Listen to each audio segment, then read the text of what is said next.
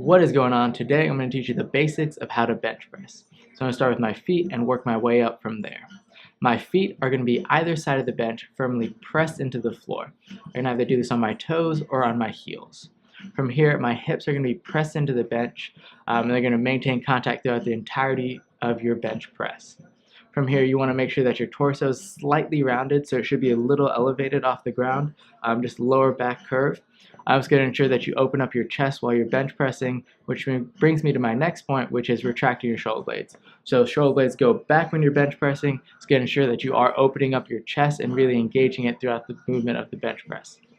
Next, I want to make sure that my head maintains contact with the bench while I'm bench pressing. So my head should stay flush with the bench while I'm pressing. It shouldn't come off.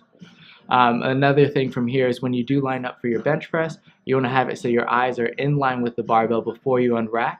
This will ensure that you aren't going to hit the rack when you're bench pressing, going through that upward movement. Next is going to be hand placement. So your hands are going to be slightly outside of shoulder width apart. Often this means that you're going to come right outside of the knurling where you're grabbing. And it's just going to ensure that you do properly engage your chest and don't turn into a close grip bench press or wide grip bench press. From here, inhaling, exhaling. So inhaling on the way down while you're bench pressing, exhaling on the way up.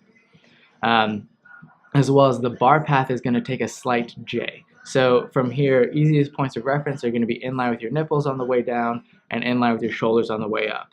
It's going to create a nice J path when you are bench pressing, and it's going to ensure that you do the movement properly, aren't engaging your shoulders too much, or aren't putting additional strain on your shoulders, going too low or too high. And finally is maintaining 5 points of contact. So you want both feet on the floor, you want your hips in contact with the bench, your upper back, and your head throughout the entire duration of your bench press. Quickly recapping, before you unrack the weight, you want to make sure that your eyes are in line with the barbell. This ensures that you don't accidentally hit the rack when you're pressing. The bar path is going to follow a slight J. The reference points for this is going to be in line with your nipples when the bar is at the bottom, and in line with your shoulders when you're pressed out.